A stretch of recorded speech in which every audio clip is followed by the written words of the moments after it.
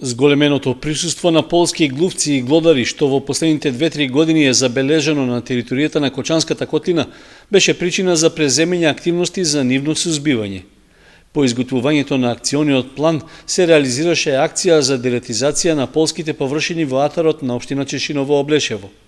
Во акцијата беше вклучена стручна екипа за деретизација, која работеше според ингеренција од Министерството за земјоделство, шумарство и водостопанство. Подршка во активноста даде и локалната самоуправа, која побара од земјоделците кои на своите земјоделски површини забележале населено полски глувци, тоа да го пријават до претседателите на местните заедници, за да може благовремено да се действува.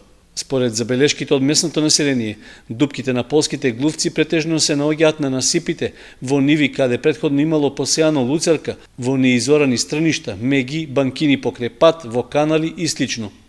Со оглед на потенцијалната опасност за домашните животни, на третираните површини викендов беше забрането на пасувањето на секаков вид добиток.